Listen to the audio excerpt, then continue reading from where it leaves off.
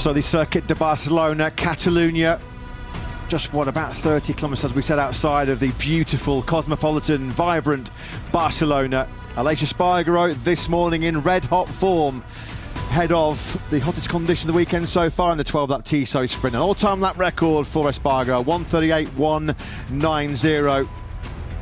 Sees him take just the 6th pole position of his MotoGP career.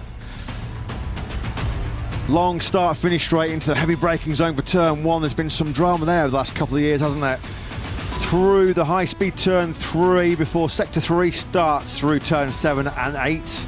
And then into the stadium section, a raucous atmosphere there with the Marc Marquez fan club gathered.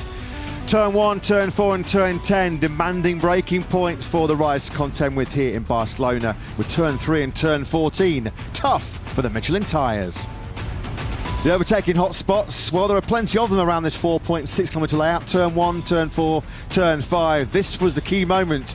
Aleix Espargaro leading home a historic first ever Aprilia 1-2 into the first corner.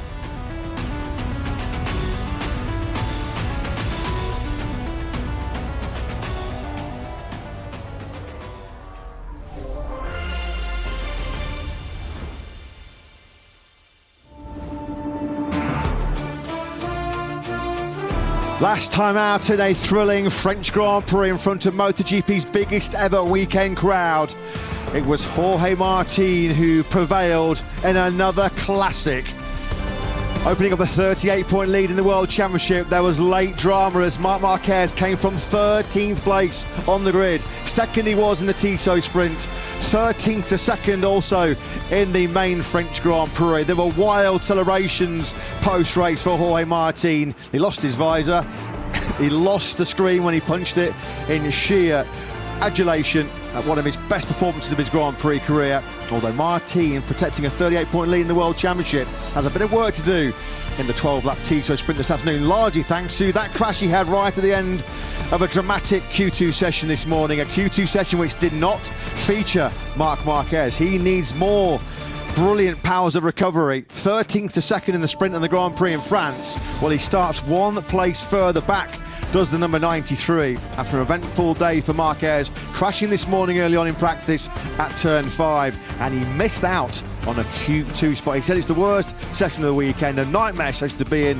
and it was something of a nightmare, wasn't it, for the 31-year-old Spaniard. He goes from row 5 once again, 14th place, but they're all chasing, just as they were here last September in Barcelona. What, 48 hours away from the tears flowing, the emotion flowing when Aleix Espargaro, in front of his wife Laura and his twin children Max and Mia, announced that 2024 will be his farewell, his swan song in the MotoGP World Championship. Well, it's been home sweet home so far for the 34-year-old Spaniard. Ahead of his farewell home Grand Prix, he delivered the goods in spectacular fashion this morning with a record-breaking lap of 1:38.190 at the end of a dramatic Q2 session, securing Aleix Espargaro just his 6th MotoGP pole position.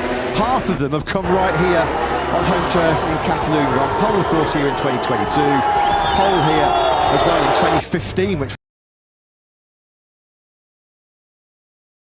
Live Spot TV hari ini, kualifikasi MotoGP Catalunya 2026, Pecco Bagnaia, saya tidak menyangka, bisa masuk ke Q2, di MotoGP Catalunya.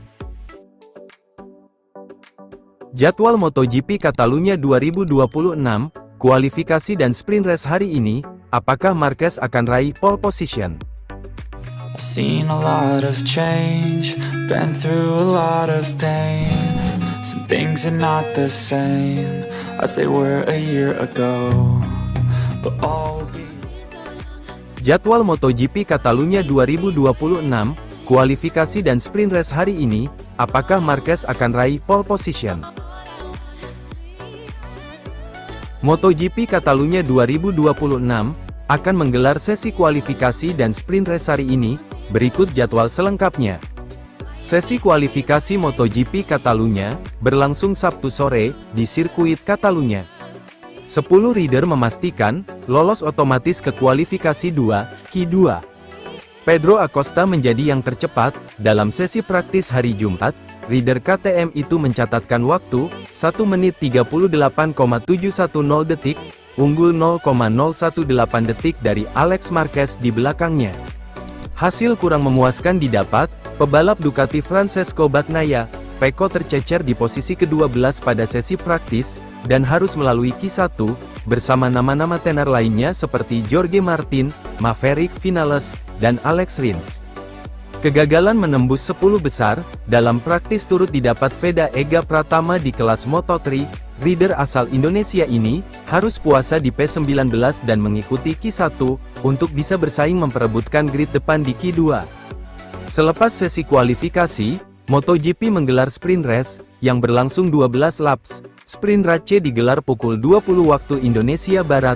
Berikut, jadwal MotoGP Catalunya 2026, Sabtu, tanggal 16 Mei tahun 2026, pukul 15.10 waktu Indonesia Barat sampai pukul 15.40 waktu Indonesia Barat, Free Practice 2, FP2 MotoGP, pukul 15.50 waktu Indonesia Barat sampai pukul 16.05 waktu Indonesia Barat, Kualifikasi 1, Q1 MotoGP, pukul 16.15 waktu Indonesia Barat sampai pukul 16.30 waktu Indonesia Barat, Kualifikasi 2, Q2 MotoGP, pukul 20 waktu Indonesia Barat, Sprint Race MotoGP, 12 laps, live Sport TV.